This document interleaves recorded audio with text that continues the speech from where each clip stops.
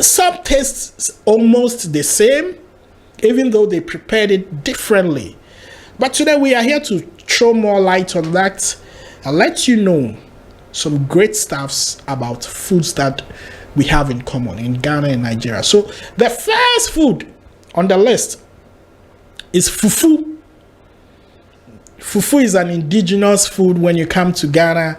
There is a particular region that fufu is a must. You can't come from that region and you as a woman, you say you don't know how to prepare fufu.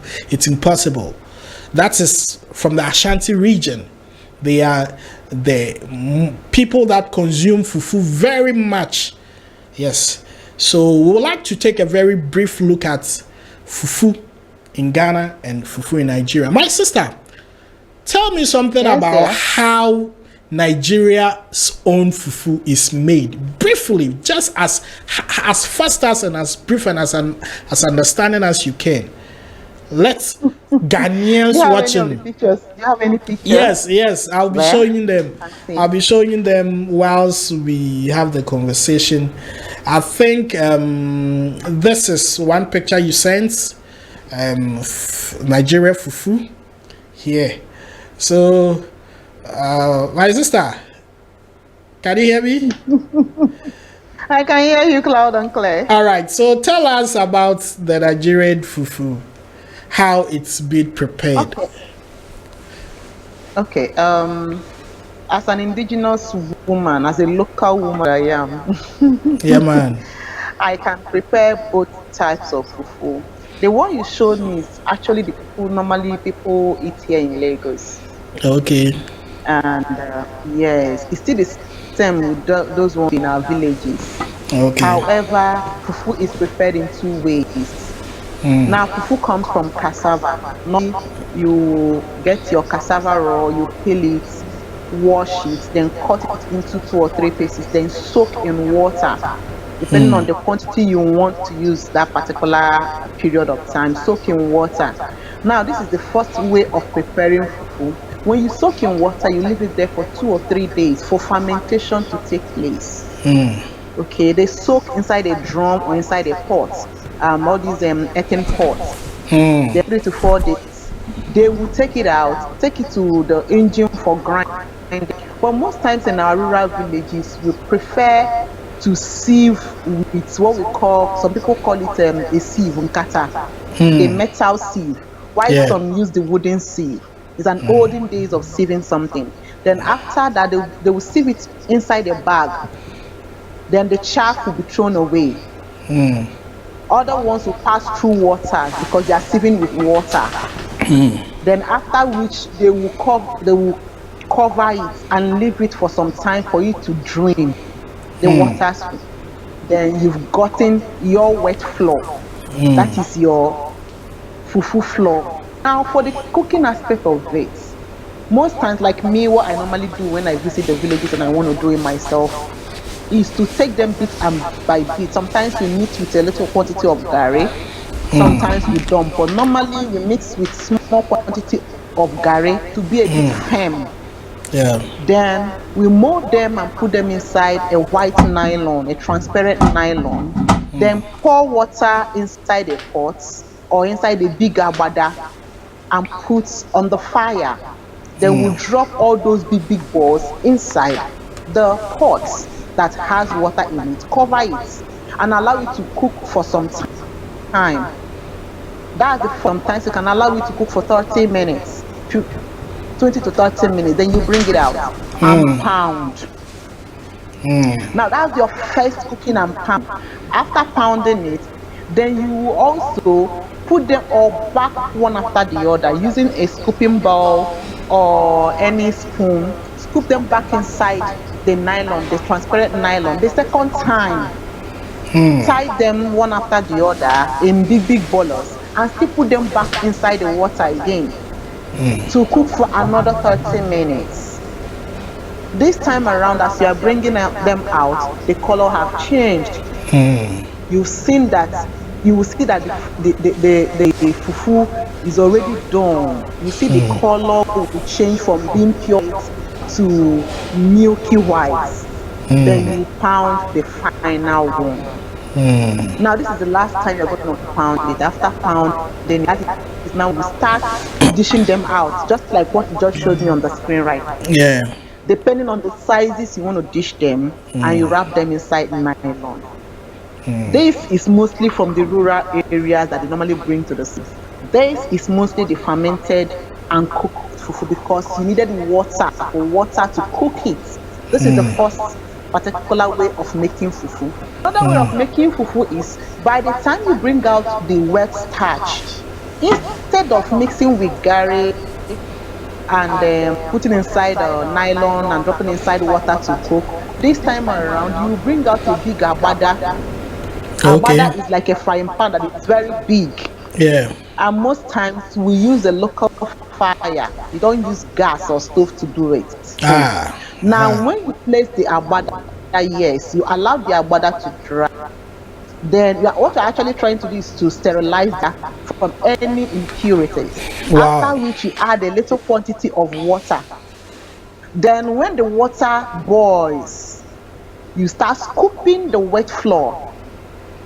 You call it, the Igbos call it akpu.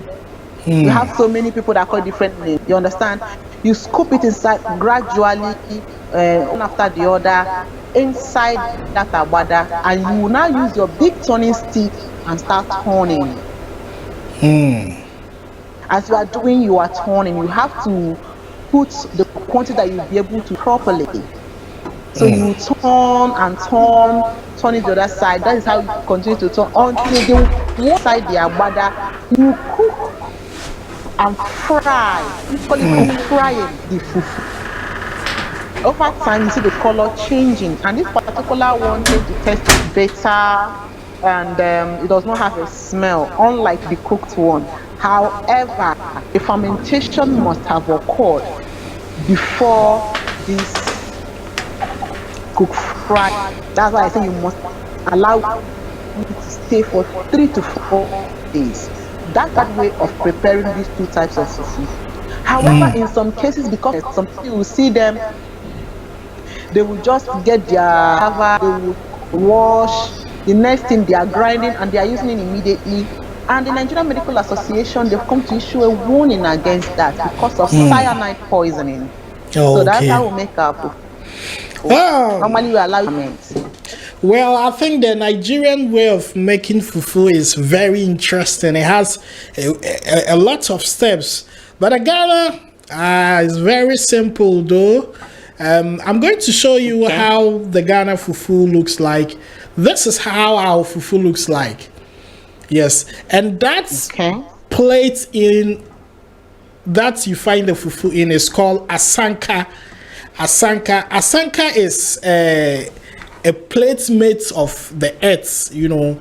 Yeah, so we call it earth bowl or something like that. So normally it's popularly served in that bowl. So to prepare Ghana fufu, it's so simple. All you need is to get your cassava, and with the cassava we normally have the ampesi banchi and the fufu banchi. So we have a particular type of cassava which is normally used for the fufu. The ampesi, I will explain that one to you. It is a regular cassava that you cook, you don't palm it, and you start eating it with stew raw, just like that.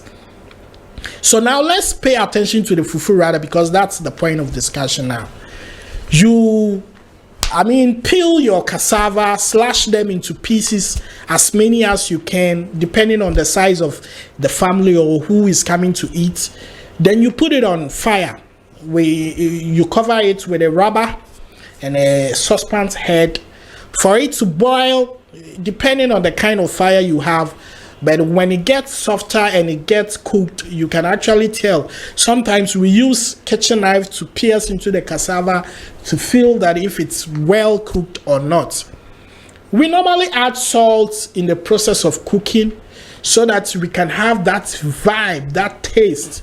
So whilst cooking the cassava, we sprinkle some salt on it and we allow it to boil very well. Now after boiling it, you pour the water away, the cooking water around the cassava away. Then you put your cassava in a sieve. Sometimes we have a metal sieve we call sonye in the fancy language, so that you have the excess water around the cassava to drain. Then we have something we call wadru and droma. So what we do is that we drop in the cassava, then there is someone holding the pestle on top, then we start pounding. What I have realized is that our pestle and Justin, the one they use in pounding fufu, is a bit wider than what you guys have there. So we pound it, then there will be somebody under it turning. And with that,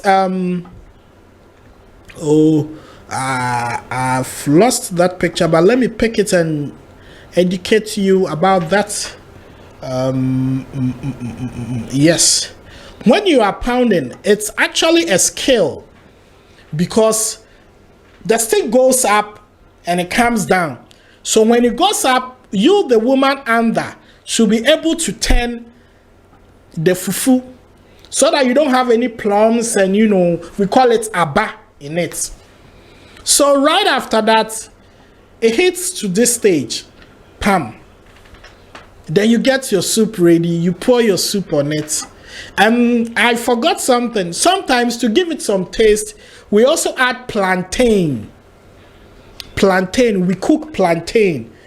Yes. And then we add it to, not the ripe one. We have the ones that we use for fufu. So we add it to the cassava, and then we slash it depending on the amount that you can eat. Then we serve it with our own permanent soup, which we call it abenkwan. Sometimes you can eat it with granite soup, which we call it nkatinkwan. Or sometimes your light soup, which we call it nkakra. So this is the simple way of preparing fufu here in Ghana. It is as simple. You need some just short time to. I think your own way of pounding your fufu is exactly the same way we pound our fufu. Yeah. If you want to pound and cook, not the stir fry or to fry, the pounding aspect, about the pounding one. That's also the way we pound. Okay. And also, we also pound, we also pound our yam that way. We have what we call pounded yam. Oh, okay. Yes, we also, so do you have your fingers in the mortar turning it around like this, or you just pound it? Because with our own... No, it requires a skill. Pounding requires a skill. Because as you are pounding, you are turning. You can also use your hand. Most times it's a lone thing, except you are pounding a large quantity of fufu and you needed someone to help you. But most times, because of hygiene, we tell you to, if there is anything you want to do, you can use a spoon. But most times you can turn with your pestle in a well-skilled way. As you are doing it, everything is wrapping around. When you have mothers or our girls pounding fufu, it's a beauty to watch. The same pattern of pounding. We also pound the one we cook, the way you are cooking is yam. When we want to eat pounded yam. With Ghana, we cook our yam and we pound it. With Ghana, when you're doing it this way, you also have to add a little bit of water to be turning it around. So it's a whole skill and it's a whole experience on it. And there have been several occasions that people who are no experienced had their fingers crushed. Yes. Yes, people who are inexperienced have their fingers crushed in there. So that's our way of preparing fufu here. It is beautiful, it is nice, and I'm sure people that haven't experienced it should try and experience it. And maybe one of these days I'm going to do a video on that, on how the preparation is being made. But we have just 5. Yes, we just have 5 minutes to wrap up. Banku and banga. Banku and banga. Ghana we say banku, and Nigeria you say banga. In Ghana, banku. You said? In Ghana we say banku, and in Nigeria you say banga. Right? And they are not. Yeah, banku is like fufu. Yes. Banga is palm superior. Yes, yes. That is Palm what. soup you showed me. Your benquine. It's Yes, called banga here. yes. So you showed me a picture here, which is banga, right? That picture there. Is it this one? Yes, that's also Yeah. banga. But So yeah, soup for mostly the Niger Deltans. but ours is like this. This is called a benquine. A benquine or palm nut soup. Yes, palm nut soup. I think Yeah, it's still palm nut, yeah. later on in another edition, we are going to look at how you prepare your palm nut soup, which is your banga, and how we prepare our abenquine here. Yeah, so our banku looks like your fufu. So this is how Ghana banku looks like. This is our own banku. Yes. It looks like fufu or starch here. Yes, yes. Because we eat starch here. Yeah, we eat starch. Yeah. You see, there is an interesting thing. Even with our banku, we have different types. When you go to the central region of Ghana, theirs is called etzel. Etzel. Okay. The etzel is that with the banku, you use corn dough. With the etzel, you use only corn dough. Do you know corn dough? Explain to me. Okay, corn dough is the regular corn. They grind it to become flour, and they make the banku out of it. So banku is not made from. In Nigeria too. Yes, banku is not made out of cassava solely. But when you go to the Volta region, their banku has the combination of a corn dough and a cassava dough. Okay.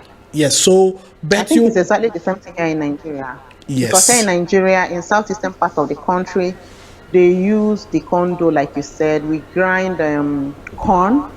We use corn to make the staple food, yes, like fufu. We use corn, we grind it, and we add a little mix of cassava there to create the combination of what we call the nyoka.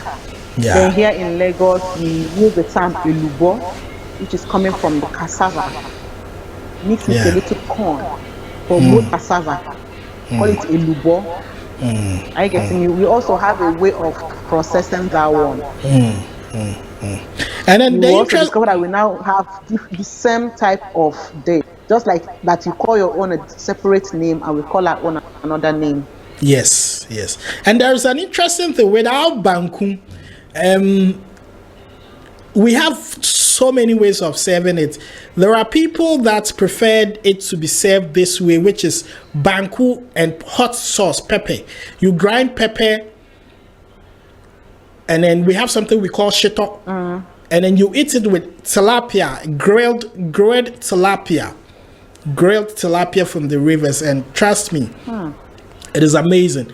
And there are other people who also enjoy it with there is something here we call okra soup. Okra soup, yes, which you have some crabs in there, wole, salmon, tuna, and all that. So that is how our banku. But the fancy people have a different way. Their own is mostly accompanied with a stew called fancy. And maybe we'll take a very close look at it some other day. So mostly, I think the foods that we eat here, we have a lot in common. But the ways of preparing it and the names that we have given them, it being way they confuse people. Yeah, I think so. Like here in Nigeria, our own palm nut soup, we prepare from one region to another. We have the Niger Deltans, the Urobjekwiri, those, the Deltans, some Bayelsans. They have their own way of preparing it. If you go to South East, they call it ofako. They have another way of also preparing their own using eating rice.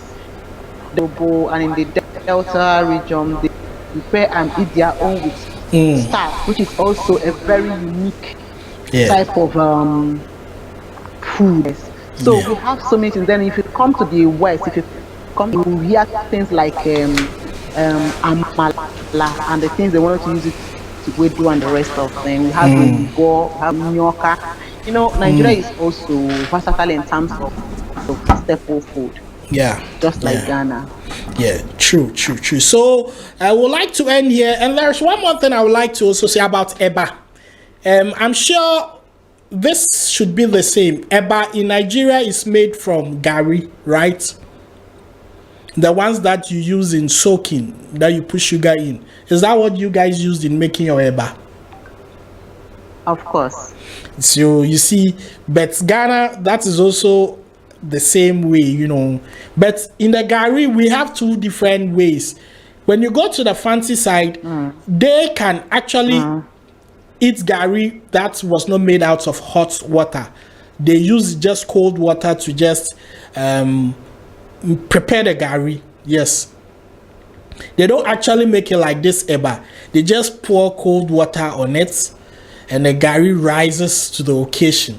They go alongside with your stew. You understand? But we have other places that you would have to, you know, stir it with hot water and then wrap it up with some rubber, you know. So these are all the same foods, but different ways of preparing it. Like what Lucky Dube said, different. Is it Bob Marley or Lucky Dube? Different colors, but one people. You understand? So if you are traveling, if you are traveling to Ghana from Nigeria and you are thinking that, hey, if I go there, will I be able to get the food that I eat in Nigeria? It is the same thing. It is just that they have various ways of preparing it, but it has the same concept. You understand? Same way when you move from Ghana to Nigeria, you can also enjoy their food because we are all using same raw materials. Not like the Chinese that will be going to prepared in different ways. Yes, not the Chinese soup that when they bring a Chinese soup, it looks like dirty water.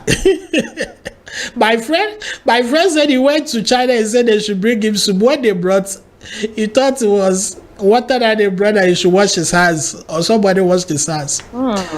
But when you see a Nigerian soup, banga, and Ghana, abenkwine, you will know that this is African soup, and this is how we draw the curtains down. Banga soup is is a delicacy here. It's so rich. Okay, I will teach you a formula so that you can add it to banga. In Ghana, abenkwine, sometimes we try to add granite paste to make the palm nut soup. We combine the palm nuts and the granules to make the soup, and it's so delicious. They call it abe nketi konto. You will love it with either fufu. DJ. Yes, my sister. You see, here in Nigeria, we don't really like mixing. It is either you are eating banga, it is banga that you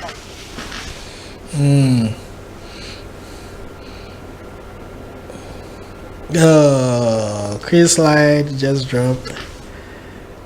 Hello. We don't like missing. You miss banga. If it is granite soup, we have the granite soup here. Yes. To mix. But try the mix one day. You would clap for me. That's Abeketin Konto is epic. You will love it. All right, people. No problem. All right, people. With that 25 minutes of great conversation on foods in Ghana and Nigeria, definitely, I hope you enjoyed it and you've learned one or two here. But definitely come your way. Same time on Tuesday. Normally we do this on Tuesday. We'll bring you something interesting about what we have in common in Ghana and Nigeria. This is Queen. She's on YouTube. You can follow her channel for life, you know, coaching, relationship tips and all that. She has great stuffs, content there. And also she's into jewelries. I'm going to where is your banner that we did? But she is into jewelries, and I'm going to give you more information about that. If you want to go out, you want to look classy, you want to, you know, have all the accolades, you should get all your stuffs from Queen's Jewelries. Queen, I think I used a different laptop today. I'll definitely get that and I'll show our audience what you have. But in the meantime, thank you for speaking to us. One love. Thank you, sir.